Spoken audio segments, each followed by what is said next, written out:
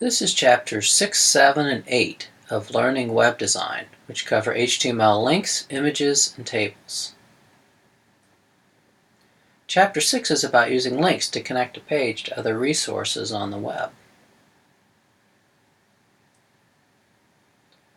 One of the nice features of hyperlinks in HTML is that everything is accomplished using just one tag. The anchor element is one of the original HTML tags and actually gave HTML its name.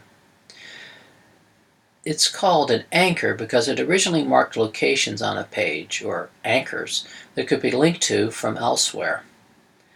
It also, of course, had a second use, to connect to those marked locations, which is what we use it for today. For brevity, in HTML the name anchor is abbreviated to just the letter A. The tag always includes an href, or hypertext reference attribute, to indicate the URL for the link. The contents of the anchor element, which can be just about anything, is usually styled by the browser to indicate that it is linked. It really is that simple.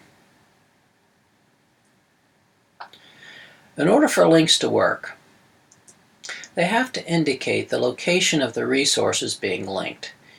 URLs use a concise notation to indicate the protocol used to access the web server, where to find the web server on the web, and where the web server should look to find the resource. There are actually two kinds of URLs, relative and absolute. Absolute URLs include all three parts and are used to link to resources on other servers. Here are a couple of examples. The first points to a picture of an IS major alum from several years ago. The path includes the file name of the image. The second is a secure link to Gmail, a link that doesn't require a file name. Before we consider relative URLs and their many variations, now seems like a good time to address a major annoyance to web professionals everywhere.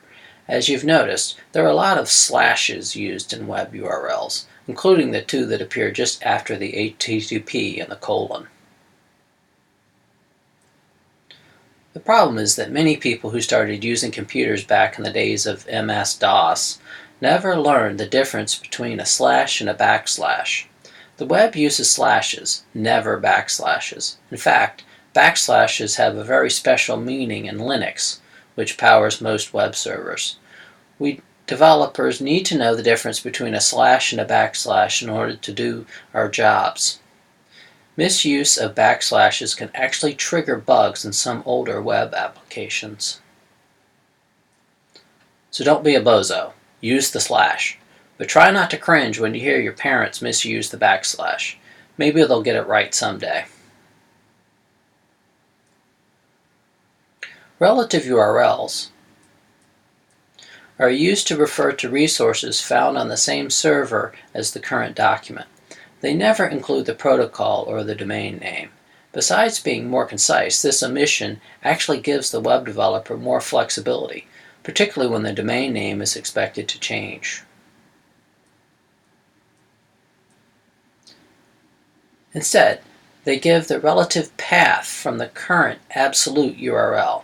In essence, they only say what is different from the current absolute URL. This allows us to refer to files in the same folder, in a subfolder, or even in the parent folder with a minimum of effort. When linking to files in the same folder, just give the name of the file. You can always tell a URL like this because it never has any slashes in it. As you might recall from Chapter 4, file names cannot contain slashes in them. Now you know why. When linking to files in a subfolder of the current folder, just start the URL with the name of the subfolder without the slashes, followed by a slash and the file name. Here we have a link to the syllabus HTML document within the IS-135 subfolder. We can create longer paths with subfolders of subfolders by chaining the folder names separated by slashes.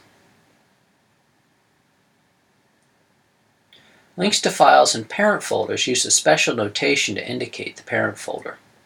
To go up one level in the file folder hierarchy, just use 2 periods and a slash. As with subfolders, we can chain these parent references to go up several levels if needed. We can even mix the parent folders with subfolders to refer to just about any file on the web server. The notation is very flexible to allow lots of possible uses.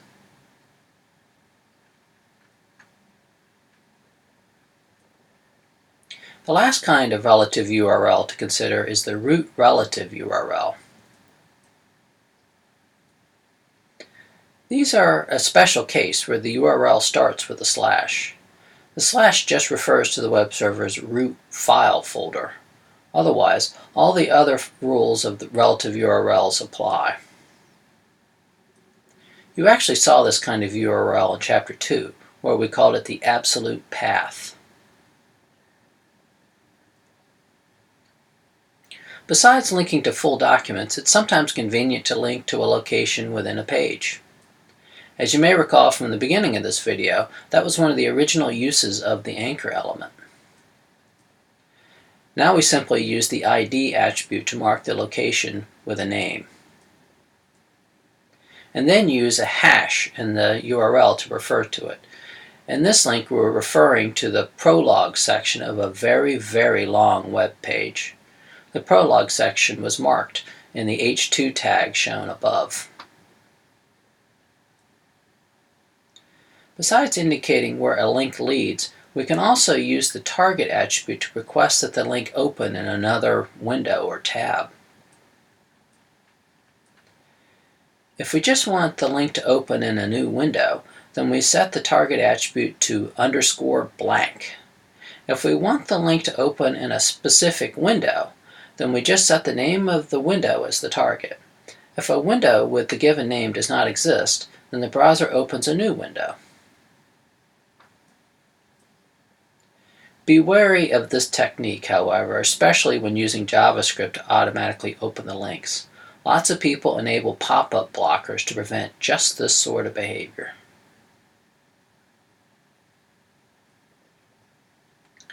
Besides web URLs, we can also link to locations not on the web. More specifically, we have special syntax for linking to email addresses and telephone numbers. Note the lack of slashes anywhere.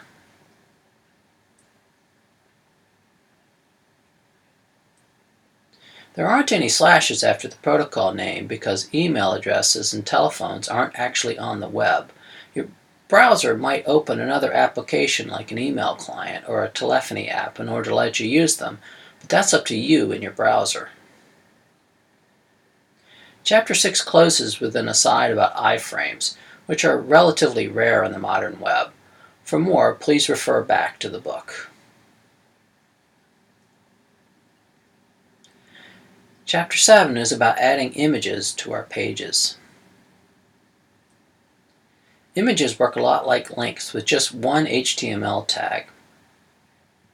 In this case, it's the IMG or image tag, which has 2 required attributes. An SRC or source attribute that gives the URL of the image, and an alt attribute that provides a brief description of the image for visually impaired users and those who like to browse the web with images turned off. If the image really doesn't have any purpose but to look pretty, then you can leave the alt attribute blank with an empty quote. But you should include the alt attribute anyway. Making the alt attribute required is relatively new, as evidenced by the way that a lot of content management systems like WordPress or Drupal do not always require it. In fact, sometimes they even make it hard to add the alt attribute when you really want one.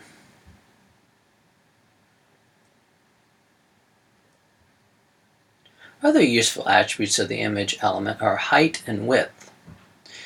Using these can speed up page loads by telling the browser how much space to set aside for the image while laying out the page. However, there are cases where you don't want to specify a fixed height or width. For example, when an image is expected to be displayed full screen on devices of different sizes.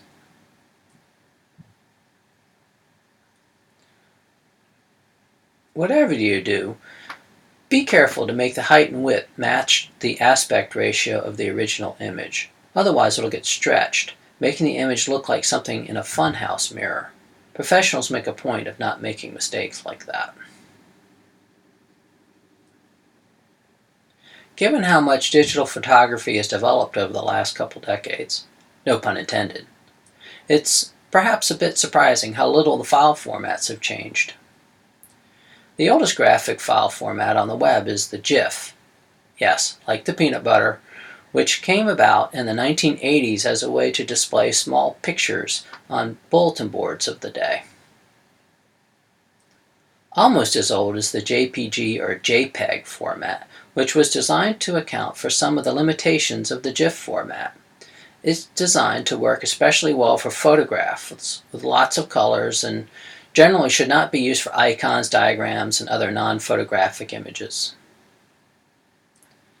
More recently, we have the PNG or PNG format, which is intended as a replacement for the GIF format and produces smaller file sizes and can provide sharper lines on diagrams and other vector art. There are other formats like SVG that are sometimes found on the web, but since some older web browsers don't support them yet, it will likely be a few more years before we'll see them in wide use. We'll have more to say about image formats in Chapter 2 of your book. We'll leave Chapter 7 by noting that you can use an image within a link. As you'd expect, it makes the image clickable.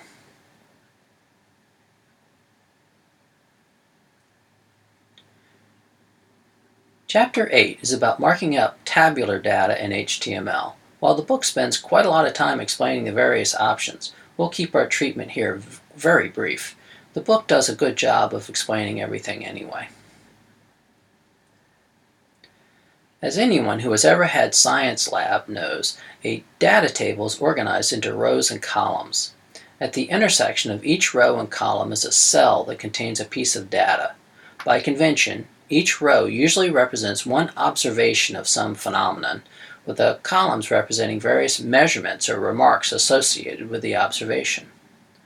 Given the origins of HTML as a language for sharing physics papers, it follows the same basic conventions. At a minimum, an HTML table involves 4 distinct kinds of tags. The first is the table tag, used as a container for the table rows and columns. The second is the TR or table row, which represents one row of the table. Even if the table has just one row, there is always a TR element in there somewhere. The next tag is the TH or table header, which is used to label the column headings. Each column is listed in the order that they appear, usually in the first row of the table. The last tag is the TD or table data tag, which represents the individual cells of the table. Like the column headers, TD elements always appear within a row in the order they should be displayed to the user. For most people, this is about as much as they really need to know about tables. There really is not much more to them. However, there are times when we'll want more out of tables. While the actual appearance of the table should be specified in CSS, there are some other things that still belong in HTML. Specifically, to make a table easier to understand, we can mark them up with lots of metadata explaining how the parts fit together.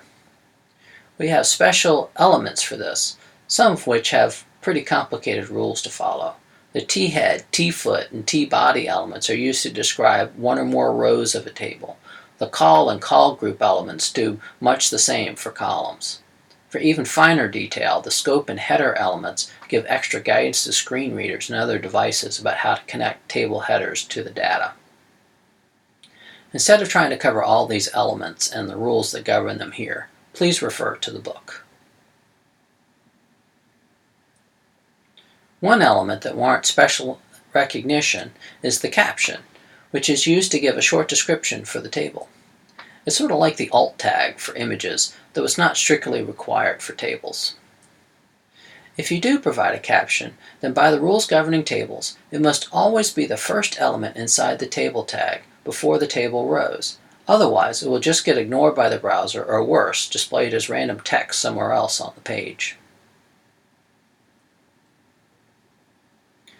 Table cells can be stretched to span multiple rows or columns using the row span and col span attributes. The effect is a lot like when you merge cells in a spreadsheet. We can create all kinds of complicated table layouts this way, which leads us to our last slide of this video. Back before CSS was widely adopted, people used to enclose the entire page in a table for layout. Room was made for images and other content using row spans and col spans, while in some ways intuitive and convenient for page designers coming from a print background. This kind of use abused the intended purpose of tables. Remember, HTML is supposed to have semantic meaning, and using a table for page layout violates this basic principle. Besides, it also caused lots of bugs, especially when editing a page the second or third time around. If you miscounted rows or columns even once, then the whole page could come out looking like a cubist painting. I never really liked cubism very much.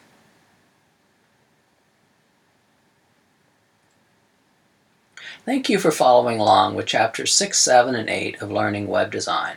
See you later.